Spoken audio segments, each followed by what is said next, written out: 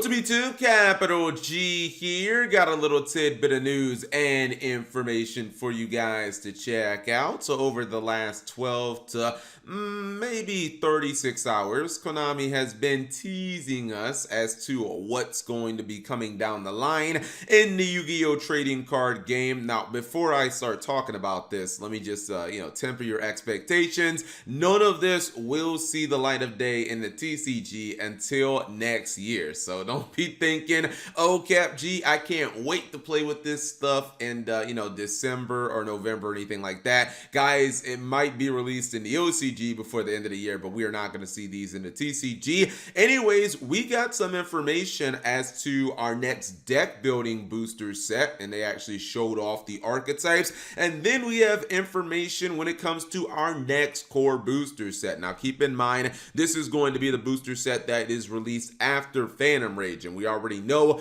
a good deal about Phantom Rage. We don't know all the legacy support, I would imagine, although we do know about the PKs, we know about the double R's, the Raid Raptors that are in here, and we're just waiting on more information when it comes to like the 17 TCG exclusives and the new ritual and synchro support, etc., etc. But we at least have a new name for that following booster set, and it's going to be called Blazing Vortex. Now, as soon as people saw Blazing, they were immediately like, hallelujah, Pain is finally going to be getting his Volcanic support. Cap G, it has Blazing in the name. Anytime you hear Blazing in Yu-Gi-Oh, you automatically think of Blaze Accelerator or, things that are relating to Volcanics. Heck, truth be told, I feel like if you're not thinking about Volcanics and you hear Blazing in Yu-Gi-Oh, you're probably thinking of Blazing Mirror Force, which also is kind of, a fire Mirror Force, and Volcanics are fires. So I think that, to me, that's not really that big of a stretch. There's not a ton of dominant fire archetypes in Yu-Gi-Oh, and if Konami wanted to, I don't know, hypothetically make this a fire set, maybe a little bit of Cosmo Blazer. Some of those archetypes like Volcanics and Fire Fist, those could definitely be on the table. Anyways, we don't get much information, or at least I don't think we can draw much from the Vortex side because I know of basically every core booster set, and I can't remember the word Vortex appearing in any of them. In fact, I feel like this is the first time Blazing or Vortex, like those two words specifically, have appeared on a booster set. But at least with Blazing, it's like we can kind of draw the whole fire elements because usually when Yu-Gi-Oh uses Blaze or Blazing, it's something related to fire. So anyways, this is going to be the set that comes after Phantom Rage, and I even feel like you have a little more credence when it comes to jumping to the whole Volcanic angle, or maybe if you're a Fire Fist player, you're thinking, oh, here it comes, Cap G. This is going to be the Fire Fist set, etc., because we do know, again, the Sevens era of Yu-Gi-Oh! Is not based on the anime. So it's not like Konami has to put, brand new anime cards on the cover. We see this is a brand new monster, but, basically this is a Raid Raptor and Phantom Knight card. So Konami's basically going back to the old archetypes for these, for these new booster sets. You can really say Phantom Rage is kind of like a double R and PK sets, and maybe it's dark attribute themed. Who knows, again, what else is in there. But yeah, this could definitely be, maybe it could actually be a Volcanics set. Now, honestly, I would say Volcanics is kind of niche, but then again, I also would have said, maybe like Raid Raptors is niche to have like one of its cards be on the cover of a core booster set. So, stranger things have happened, and you guys let me know what you think could possibly be in this set. Do you guys think that after all of this time, Konami finally went to a comment section of a Yu-Gi-Oh video and was like, this guy talks about Volcanics every single day. This archetype, they at least got one passionate fan. Let's give him an entire booster set. Next up, we gotta talk about the next deck building set, and obviously Konami, it's a deck building set, guys. I feel like at this point they are contractually obligated to us, the players, to put an obligatory waifu archetype in every one of these sets, and this is going to be that archetype. It just says Evil Twins here from a YG organization, but it does have the official names of all of these archetypes. By the way, in case you guys have just been living under a rock, pretty much all of these, that I would say as of recent, all of these little deck building booster sets, they generally, Konami kind of ramps up the whole waifu thing. That's where the whole, waifu tax out of these sets, whether it be the Dragon Maids, which is an archetype that I love, or you got Witchcrafters, Sky Striker, Rika, basically just pick any of them. You're going to find an incredibly attractive girl-based archetype in this set, and it looks like we're going to be getting one. So yeah, oh actually no, Evil Twins is the official name. And look, is it just me, or is there a little bit of wincest going on in here? You guys know Japan and their incest, man. You go, I don't even want to go down that rabbit hole. I was going to say, go type in incest on your favorite anime site. You're going to find some stuff. But it's interesting because I looked at this artwork, and I mean, I cannot be the only one who actually thought that this was backup secretary and backup operator, because just look at them. Like, if you just look, I'm not saying if you really, really stare at the image, but when you first kind of look at them, that's what they remind me of. They remind me of backup secretary and backup operator. And I was like, well, you got the one with the blue hair and the one with the pink hair. And I was like, okay, that kind of works with the backup cards, although I think secretary technically has purple hair. And then they were both Yusaku cards. So I was like, yeah, I think they're giving backup. They're making it into a full-fledged archetype. But no, the Evil Twins are going to be different. I'm just going to assume, of the 3 archetypes that we're going to look at, I'm just going to assume they're going to be the good one. Because if I was Konami and I had the choice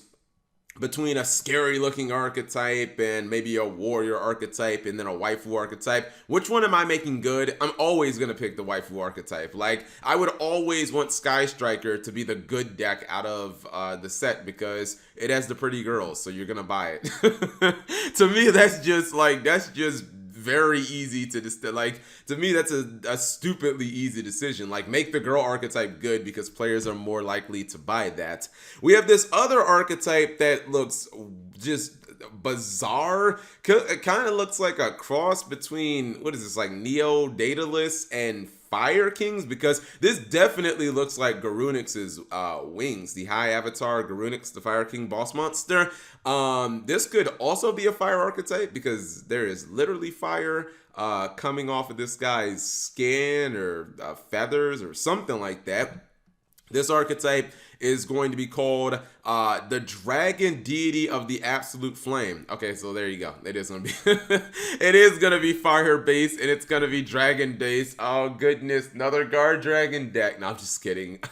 I mean, this is cool. Like, honestly, fire is such a beaten down attribute in Yu-Gi-Oh! Very similar to wind. Anytime fire or wind gets something, like, you're never gonna hear me complain because for the love of God, like, they definitely need it. But aesthetically, it reminds us of cards that we have seen in the past. And then we have, this is the DRA Drittumek Metonius DRA archetype. And I don't know, what is this damn thing? It's what? This feels like they took a 5-year-old's drawing and basically made it into a card. If you guys ever saw that video, cards that were made by Yu-Gi-Oh fans and players just like you, this definitely, like, this does not look like it was designed by an adult. This looks like it was designed by one of the Konami employees, like one of the Konami staff's kid, and then they just took that drawing, or they took whatever that kid wanted and made it into a reality. I mean, look at this damn thing. This is some type of morphotronic, souped up, power tool dragon. It's got blades on its guns. Then it also has 2 swords and a shield. Oh my, double shields. What the? How do you even kill this monster? By the way, it's apparently made out of diamonds. So, I mean, aren't diamonds supposed to be?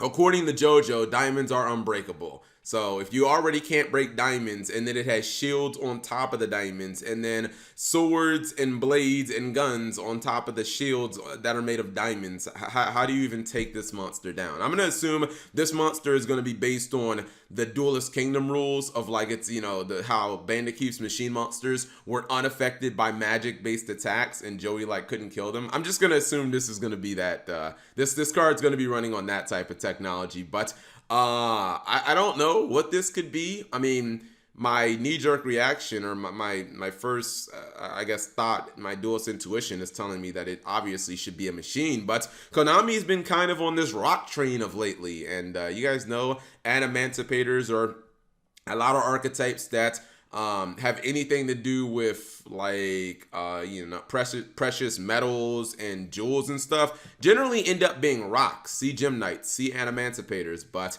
Konami might want to take a little break from rock because Adamanticators, the last rock archetype they put in one of these sets, did end up being broken. But what are you guys most interested in these three archetypes? I mean, for me, obviously, it's the cute twins who remind me of, again, of backup secretary and backup operator. I'm interested to see what they are all about and what mechanic they're going to be based on. I'm also going to guess, here's my prediction. My prediction for this, only two main deck monsters, because Konami has done this with Sky Striker. They've done this with Invoker, or excuse me, with Invoked. Like, they have put archetypes in these deck building packs that like only have one or two main deck monsters. So if these two are the only monsters in the entire archetype, like for the main deck anyways, that wouldn't surprise me. Hell, El Dorado only has like one main deck monster. So yeah, that would be my prediction. It's not even a bold prediction at this point. My prediction for this archetype, these are the only two monsters in the entire archetype. And I don't know, I'm feeling like it might be trap-based because, you know, they're supposed to be evil twins and there hasn't been a real dominant trap-based archetype probably since Alter, guys. Anyways, whatever you guys think, you leave that in the comment section below. Thank you guys for watching. As always, subscribe if you have not already and turn on the notification bell for daily videos.